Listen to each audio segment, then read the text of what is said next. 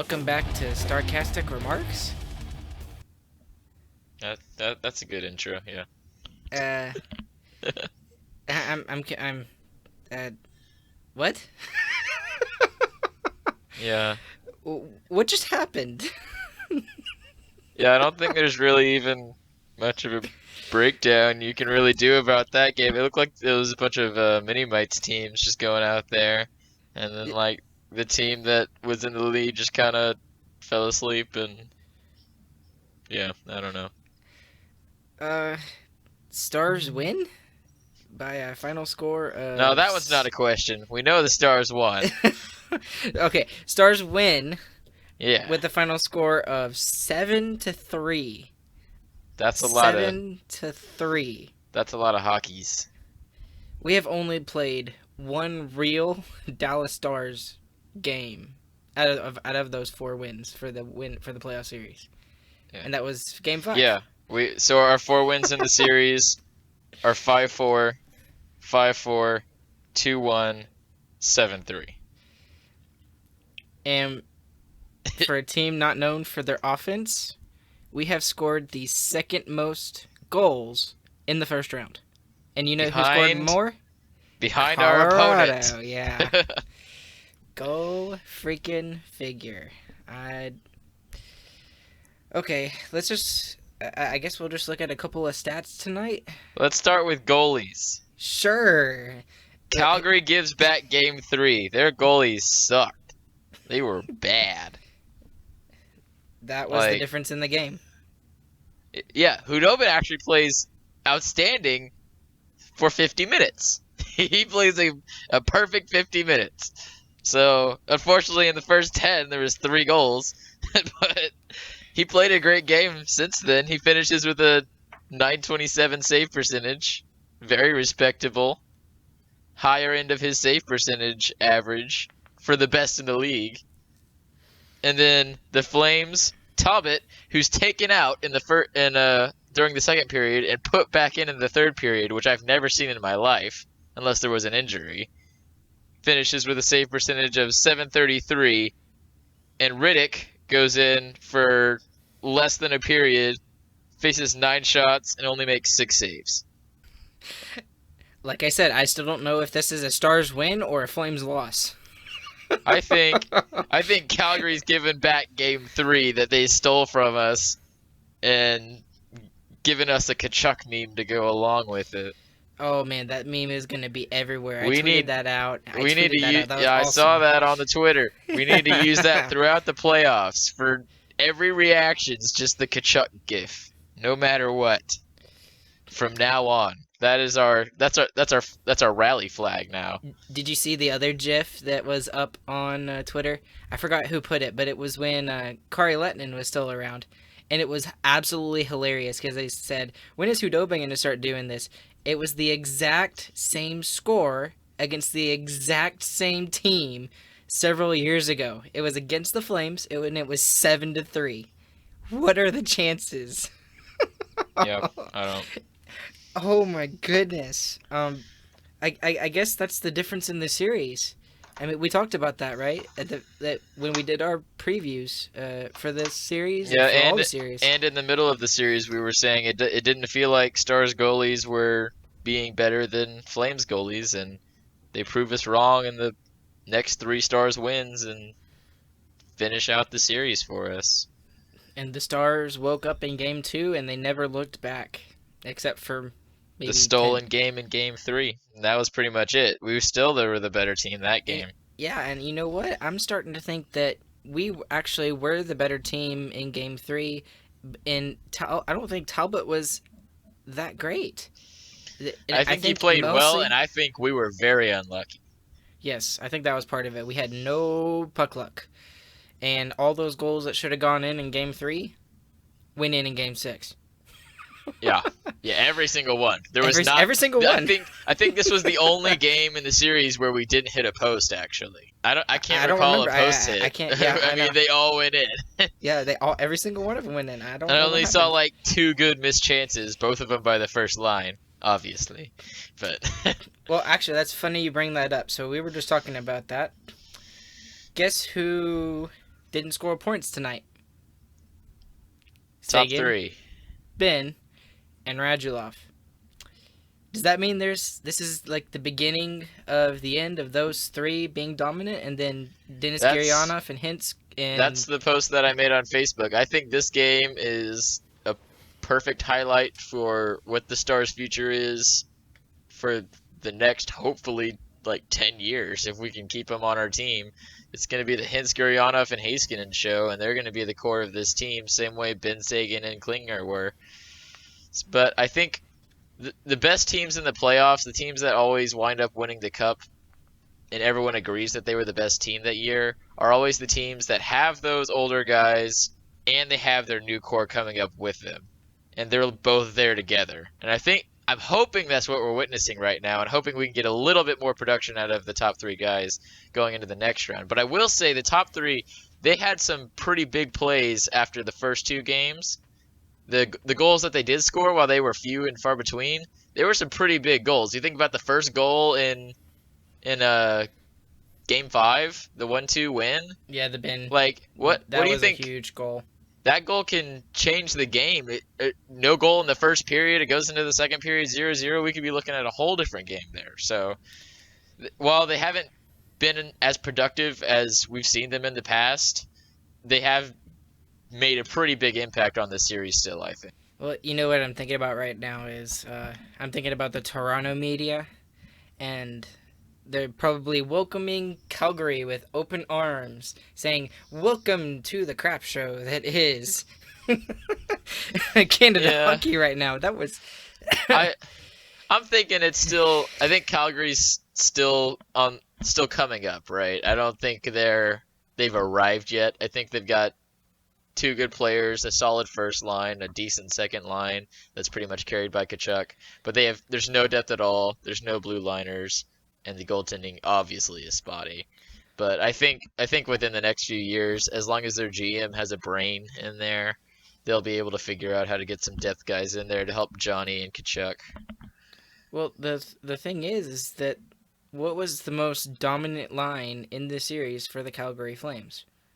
It was Bennett, the third line. Yeah, it was yeah, the third line. It was Bennett Bennett, and Dubé. Dubé, and Milan Lucic. And until Game 3, uh, the Milan Lucic was on the score sheet every night, going back to the Winnipeg series. And then I guess they are playing a lot of hockey, by the way. I mean, a lot of hockey very soon. And man, I thought this was absolutely hilarious. But so when the Flames were up 3-0, that's when the NHL released the start time for Game 7. thinking there was going to be one game on Saturday. No, Stars didn't want it. Don't think so. We'll almost, do without that one, thanks. It's almost like on the bench during the timeout. Bonus was like, Yeah, "Hey guys, maybe we that's gotta." what was said during the timeout. Hey, they just released the time for Game 7. Let's just show them and prove them wrong. Gurianov, you got my back. You're gonna score 4 goals. Oh my Whatever. gosh, I've got another downer news in a good game. So Gurionov still has minimal ice time, and he scores 4 goals. I think he had third least among forwards. It was Gurianov, Kiviranta, and Hintz. And Hintz had 13:24, Kiviranta had 13:12, and Gurianov had 13:27. So And he scores 4 goals. That's a and goal an every assist. 3 minutes. That's a Yeah. goal every 3 minutes, basically. So pretty much what me and Ryan are saying is he should just play all 60 minutes, and then the Stars will score like 12 goals a game.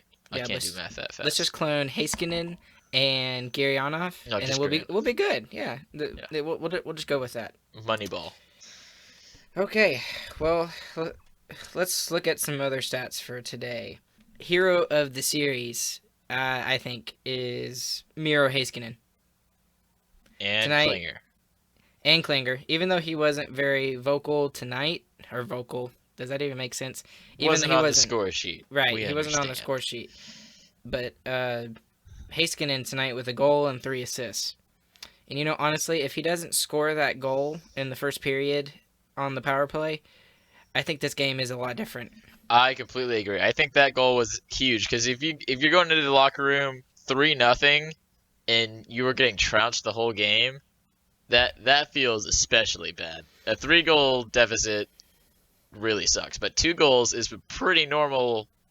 Like that's a bad period, but it's not like you're going into the room thinking like, oh, how are we going to come back from this? You go into the room thinking one more goal and it's a hockey game, Hmm. right? So Right. it's much easier mentally, in my opinion, to come back from 2 goals than it is from three. So I think that's a huge goal, and of course, Stars just come out dominating the second period. It wasn't even close. It looked like Calgary didn't even belong there. And then third period, actually, Calgary looks pretty good in the first 7 minutes. They were pushing pretty hard, but then as soon as Gurianov scores his fourth, it's over. Well, it was a good play by Kiviranta too. So It he was a good he play. Kiviranta actually played pretty well this game, in my yeah, I know. opinion, Yeah. especially compared to the other game that he played, where he looked very shaky. He looked really good this game. So if Janmark's out for an extended period of time, I think if he Throw keeps him on the playing this second way, we'll line be with good. Pavelski and Gurianov. You think he can just replace that I still Yamark on want to that? see Pavelski, Gurianov, and Hintz, which we saw in the beginning of the game, which got me excited. But Yeah, yeah. And then, I and then still want after to, that, it didn't matter. yeah, I still want to see those two guys flying up the wing and just Pavelski coming in late man and scoring. But either way, as long as they're scoring 7 goals, I can't really complain. So Well, honestly, I was getting ready for Game 7. I really was. After that first period, I was like, okay, fine. We'll win Game 7 because there's no way we play this bad, and then the next game in Game 7 we don't pull off the win. But the Stars had other ideas tonight. Uh, I don't know what else to say about this other than it. What's the story of the game here? We were talking about this a little bit earlier too in the green room before we started recording. But is this a Flames implosion or is this a actually like a Stars like offensive breakout? yeah, so I think it's a mixture of both. I think the Flames goalies sucked and they were terrible. Like I mean, all the goals we had were pretty decent. I think I can think of a couple that were pretty bad, but they've got to make one good save at least, and they didn't the whole game. And then the second part is that Dallas came out to take the lead in the second period, and there was no stopping them from Calgary. Calgary's not a good enough team to stop them. And I think the whole story of the series is Dallas's blue line is A tier to S tier, and Calgary's blue line is like not even an NHL blue line. And that's where the starkest contrast in the series comes from. Because if you're a normal hockey fan and you're not like staring at stats like me and Ryan are, can you name one defenseman from the Calgary Flames? Not really. They were nowhere in this series. Not on defense, not on offense. I think there was one goal by a defenseman and it was in game 1. I can't remember who exactly it was, I think it but was Rasmussen.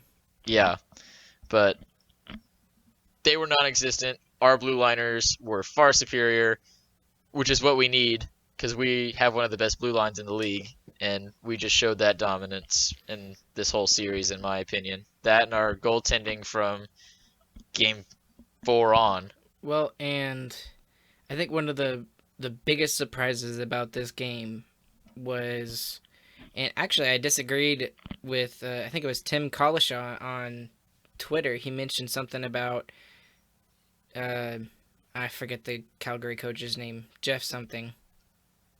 Decisions? I don't know. It's not Decisions, it's Jeff something. But anyways, he said that you could tell that he was not a real NHL head coach because Talbot let in two softies and then immediately switched to Riddick, who hadn't played a single game in the bubble. Yeah. And at first I was just like, no, he's just trying to get some, jumpstart him. Basically, like take a couple of jumper cables, hook his team up to a battery, and kind of electrify them back in.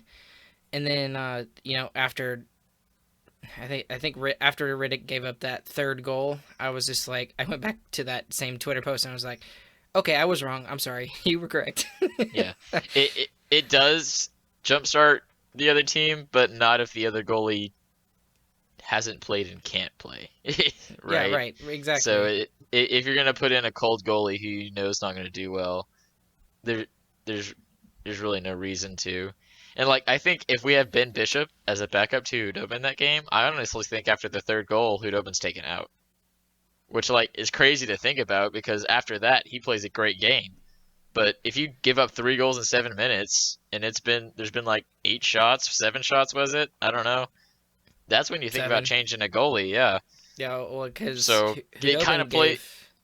Go ahead. yeah, it kind of plays to our favor that we didn't have Ben Bishop on the bench tonight. So, and we're definitely not going to put Ottinger in unless Hudobin gets hurt because that would that's a pretty scary thing for a goaltender who's never played an NHL game to do. Uh, Poor Ottinger. Can Yeah, you that would imagine? be terrifying. I can't Yeah, even imagine. yeah. I mean, he's your age, I think, right? Maybe a little bit older. I don't I know. think he's 22, so maybe 21, something like that. Um, okay, so we've looked at a couple of the stats for the Stars. I'll just throw this out there as well. Is Pavelski had a great game too, in goal and two And a helpers great there. series. He, He's the best stars forward this series. Gurianov obviously overall, has a great game today. 4 goals, that's nuts. But Pavelski's overall the best stars forward this series. He always seemed to be the guy jump starting comebacks and jump starting the offense, and it always seemed like he had the first good shift after a streak of bad ones. So Pavelski's contract really starting to pay off like we thought it would in the playoffs, which is when we need it most. oh, and not to mention Corey Perry too. He had a Also great with the series helper too. today. So he hasn't been as noticeable the past couple of games, but he still does the little stuff right. I mean, he's our agitator. He's the one that gets in the other team's face and stuff like that. As long as he stays And out of the box, he's a great player for us, yes, so which he has been. actually, that makes me think about something on the Flames side. Is Mark Giord? Oh my goodness, Mark Giordano. Um, this guy had penalties left and right this series. It seemed like, and again, he's just taking bad penalties, and you could see. I think it was about 10 minutes left in the third period. You could see his frustration when I think it was him by himself just rammed the Stars goal crease and was trying to pick a fight with Klingberg, but he just had a rough series, and maybe is this it for Mark Giordano?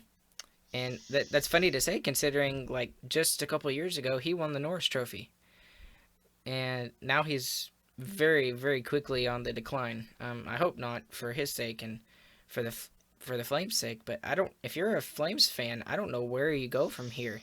Yeah, I think it's definitely frustrating for their fans and for their best players to be in this position and to kind of squander it. They didn't play a good game since after game one, honestly. Game three, they were carried by their net minding and Some puck luck from the Stars. and some puck luck.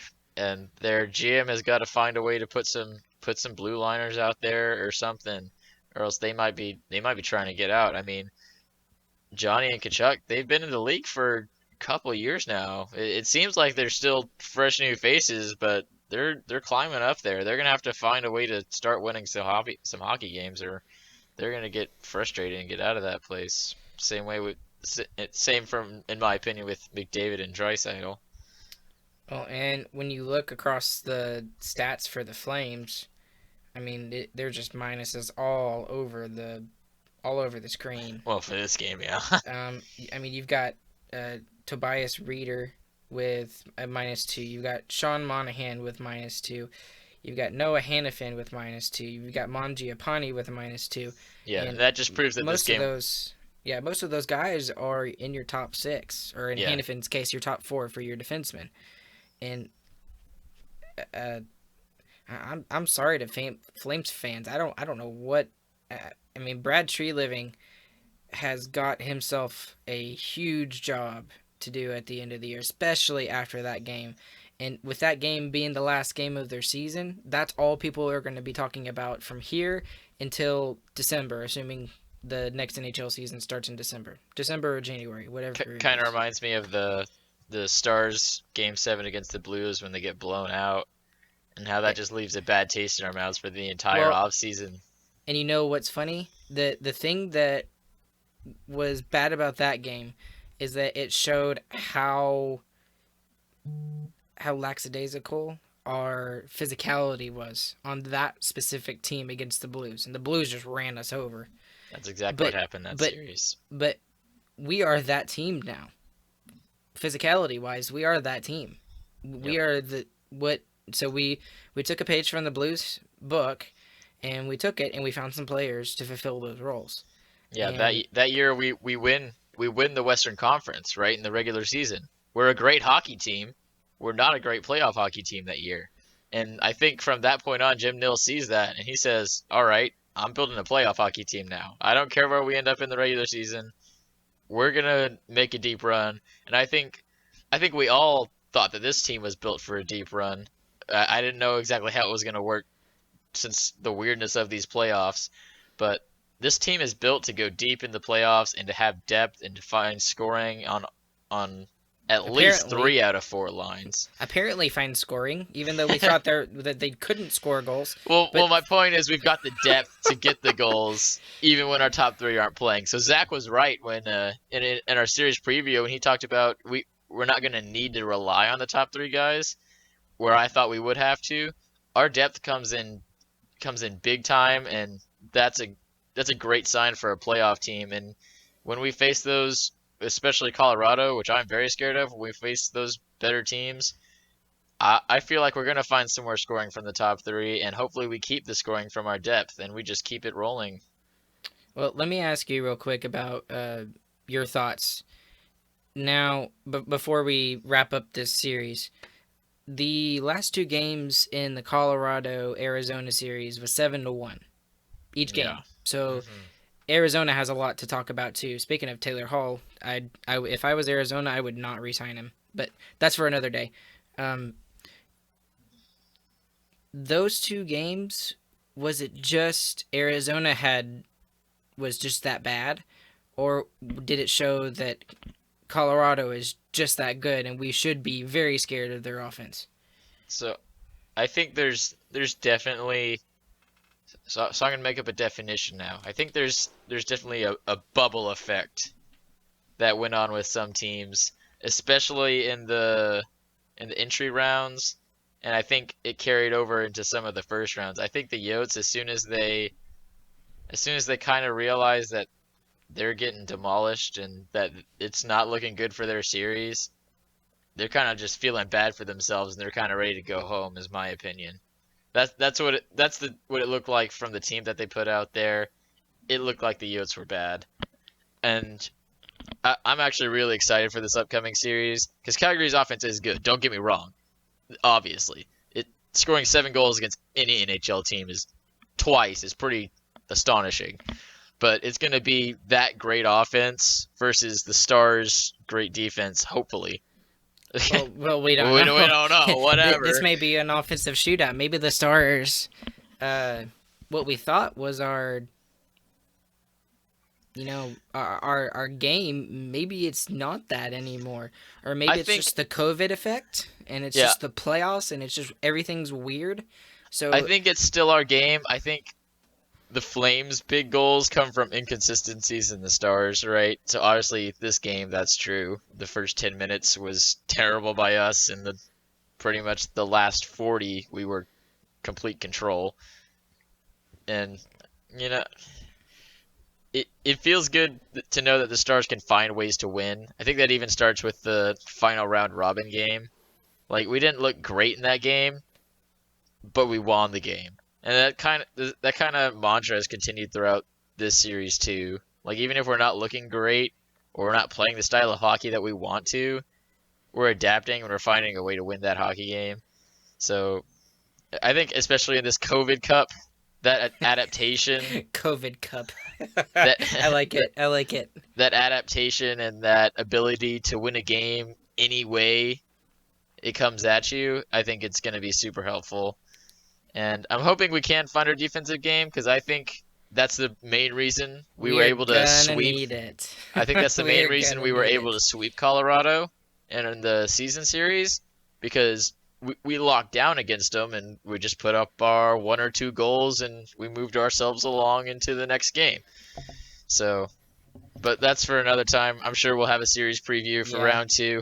I think that's going to be our next podcast, probably. Yeah, Is but I'm talking very about, excited to talk well, about that series and to watch it, obviously. well, and I'm really curious to see how all of us did with our season previews and who won and who didn't. Because there were some series I was very wrong on. Oh yeah, Yeah, I'm not doing I was good. just like, oh man. Um, but all right, let's wrap up this series and wrap this up. What was the deciding factor for the Stars winning this series in your mind? If you had to pick, you can't. I mean, there was multiple things, but if you could only pick one thing, what do you think it is? Blue liners, Heiskanen and Klingberg, they win the series. Highest point getters, had the most puck possession of anybody on the ice. They controlled pretty much games 2 through 6, and they kept it in their hands and they won it, in my opinion. Our reliance on our top four is going to be huge going forward, and the emergence top four defensemen. Thank you, and the emergence of Jamie Alexiak is probably one of the biggest things that allowed us to win this series. I really do believe that. Now he took some stupid penalties, but he just seems more confident on the ice, and He does. You can see that with the way he goes forward with the rush. I mean, this guy is 6'7", and he's flying faster than Johnny Gaudreau. And stick handling around the little defenseman and everything. I know. And now, all right, since you said that, I would have said that too. But I'll pick something else. The emergence of Hudobin is absolutely huge, I believe. Yeah, we scored a lot of goals. Yeah, we did that. But without Hudobin, I mean, look at today's game. If you don't have goaltending, you don't win series or games or anything. And Calgary proved that to the entire NHL today, that the Flames don't have goaltending, or at least they're just not consistent. Yep. So, I really hope Bishop, whatever's going on with Bishop, he gets fixed. Or I'm very curious. Until then, we're in good hands, though. Yeah, and I'm not worried about that. And even when Hudobin went in net, I wasn't worried about it because we saw how he played.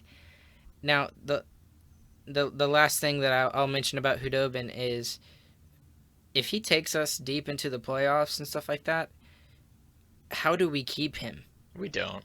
He's gonna expect a huge raise. Which he would deserve. I think he's at like $2.5 million right now, and which is decent for a backup money wise, and he's definitely proved it. Yeah, the only way we keep him, I think, even after just this series, the only way we keep him is if he wants to stay. He would have to take a pay cut, and we've heard him say stuff about him. He likes Dallas. He wants to play here. I've heard him say that.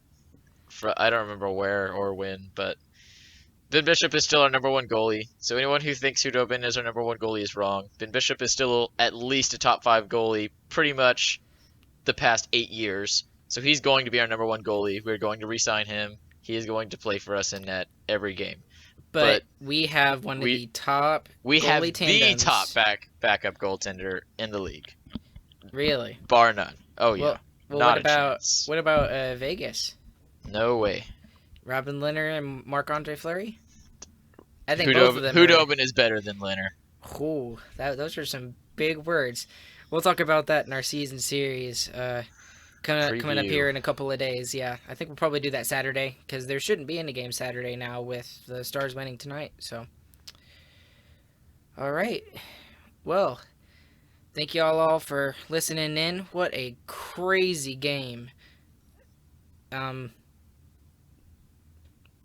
I don't know what else to say. Go Vancouver. Go Vancouver, yeah. I'm rooting for Vancouver tomorrow. We'll see how that works out. Thank you guys for listening. This has been Starcastic Remarks. I'm Ryan, along with Chris. We thank y'all for tuning in. You can follow us on Twitter at StarcasticR. We also have a Facebook page. And you can find us wherever you get your podcasts. Stars win with the final score tonight, 7-3 in the absolute craziest game I think I've ever watched as a Stars fan.